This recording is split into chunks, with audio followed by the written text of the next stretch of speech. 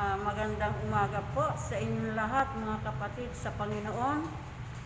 Purihin ang Panginoon at ako ngayon ay nakikita ninyo sa inyong harapan. Ang buhay namin ay may hahalimbawa ko ito sa isang gabi, hating gabi na walang buwan o bituin, walang liwanag. Ganon ang aming pinagdaanan. Pero purihin ang Panginoon. Tunay nga siya ay ating Diyos ng himala at wala po imposible sa Kanya. Salamat po sa Panginoon dahil tunay nga na pag maraming sama-sama nananalangin ay napakabilis ng Kanyang tugon. Nais ko sa inyo ibahagi mga kapatid ang karanasan ko na masasabi ko nga napakahirap ng pinagdaanan ko na akala ko kukunin na niya ako. Dahil dumating na ako sa puntos na nasabi ko sa Panginoon, hindi ko na kaya, hirap na ako. Panginoon, nakahanda na ako, kunin mo na ako. Kunin mo na ako, Panginoon. Pero purihin ang Panginoon dahil ipinakita niya sa akin ang ministry na dapat ko pang paglaanan ng buhay ko. Biglang parang may dumaan, pinakita sa akin ng Panginoon lahat ng buong pamilya ko sama-sama. Pinakita niya sa akin yon. At nung nakita ko yon, sabi ko, Lord, kung hindi mo pa kalooban na kunin ako at meron ka pa pinagagawa sa akin, dagdagan mo yung pagtitiis ko, na matiis ko ito, malampasan ko itong hirap na nararanasan ko ngayon. Dahil dumating na ako mga kapatid sa point na talaga na masabi ko 0-0 na ako at maging ang aking anak na si Presi nagbabantay na hindi siya tumitigil sa kamamasahe sa mga kamay ko pa ako dahil sabi niya, Nay, ang lamig mo. Kaya ang alam ko talaga, para wala na akong alam. At sabi nga niya sa akin, pag siya raw ay matutulog, di raw siya nakatulog dahil iyak daw siya na iyak. At ganun din naramdaman ni Lala dahil sa nakita nila sa akin, sa ayos ko, yun din ang nasa isip nila, baka kunin na ako ng Panginoon nga. Pero purihin ang Panginoon, tunay nga dakila siya at makapangyarihan sa lahat.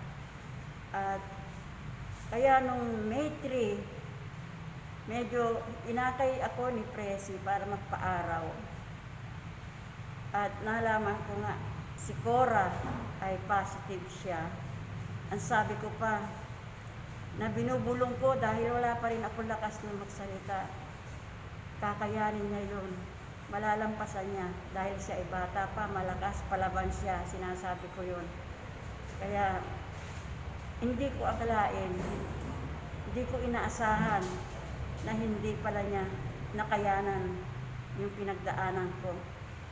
Dahil ng tanghali nga, ng alauna, ay nag-ring yung cellphone ko at nakita ko na lang yung nag-iiyakan. Hindi ko naman nakita ko sino-sino sila, pero sapat na yung para nakuha ko yung kung bakit sila nag-iiyakan dahil na kay Cora. Kaya mga kapatid, napakahirap ng pinagdaanan namin talaga. Hirap ng kalooban, emotion, dahil yung kapatid ko nga ay sandali lang, nasa 3 araw lang yata siya na nakaranas. Pero purihin ang Panginoon, alam ko na may plano pa siya sa buhay namin ni Pastor. Yung nga pinag-uusapan namin na meron pa siyang plano. At sabi nga ni Joel na anak namin Nanay, may di pa tapos kasi ang ministry ninyo ni Tatay. Kaya yun din ang alam ko, di pa tapos dahil sa kanyang mga gawain, lalo sa aming mga pamilya, sa aming mga anak.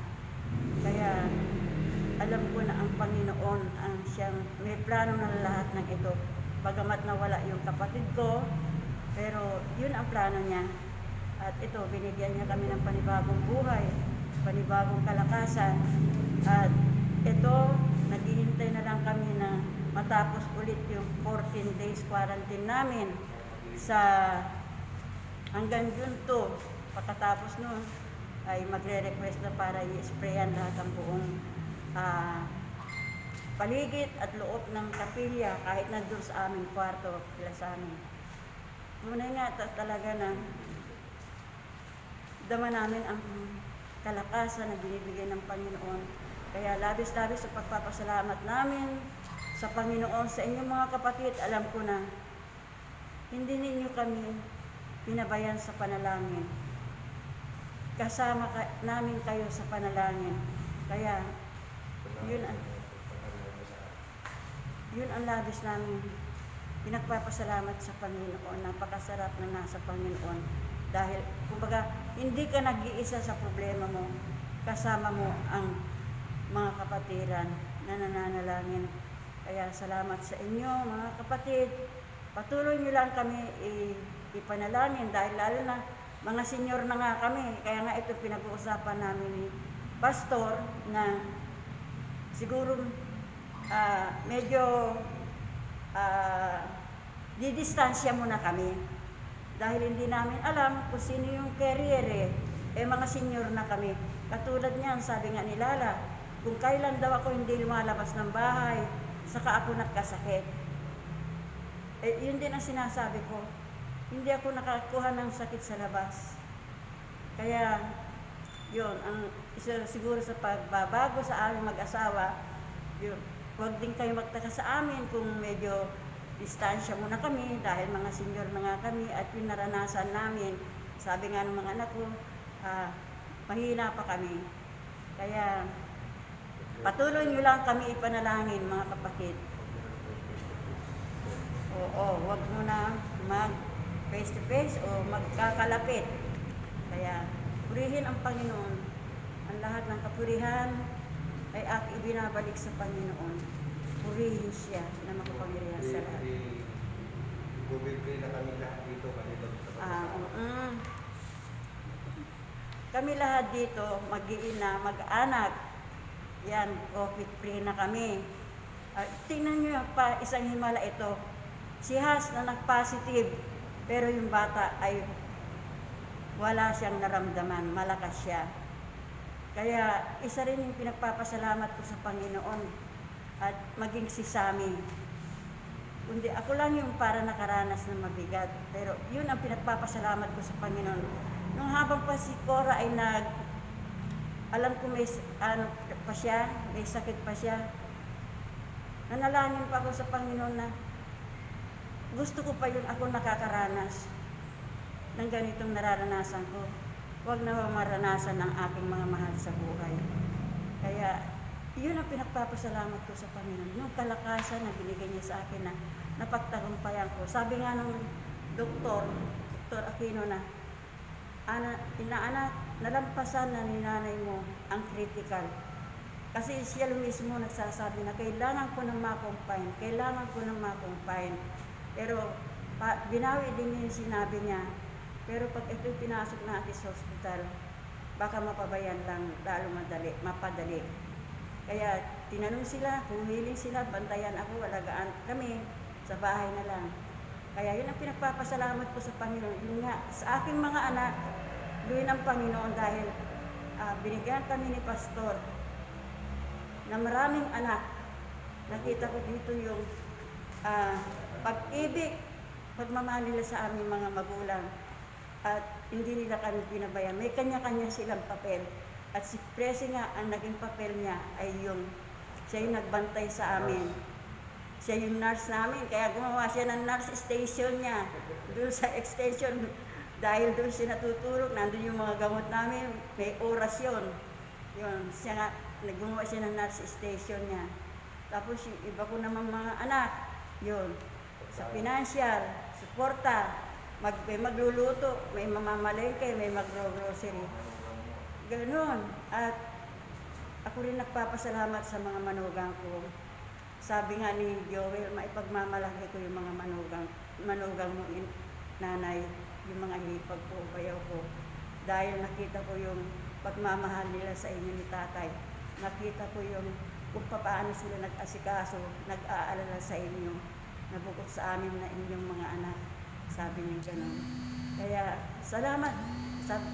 Pag gano'n, nag-uusap din kami ng mister ko, ni Pastor, pagkaiba, may division kami. Yung ang pinag-uusapan namin na hindi tayo mayaman, hindi tayo perfect, pero yung pag-ibig ng Panginoon na binigay niya sa atin, yung pag-ibig na siya nagbibigay sa atin, at siya yung din ang nagbibigay sa ating mga anak at mga apo.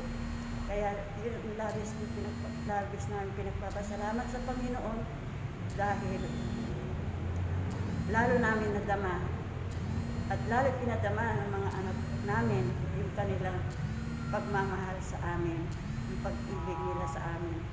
Dahil kahit na sila ay wala sa tabi namin, pero wala silang tigil na nag-go online. Nagtatanong lagi, ganun, kumusta na ang kalagayan namin. Kaya, purihin ang Panginoon sa mga karanasan ito. Salamat sa Panginoon dahil napagtagumpayan namin sa tulong niya. Ito yung sinasabi ni Santiago na huwag natin pagtakahan kung tayo mahulog sa iba't ibang klase ng pagsubok. At pag ating ito napagtagumpayan ay yung tutong ng pagpapala ang kanyang ipagkakaloob sa atin. Kaya purihin ang Panginoon sa lahat ng bagay na ito. Salamat muli mga kapatid sa inyong tulong na panalangin para sa amin. Damang-dama namin ang inyong panalangin para sa amin. Maging sa inyong suporta, moral support. Salamat mga kapatid. Kaya lahat ng kapurihan ay ato binabalik sa Panginoon.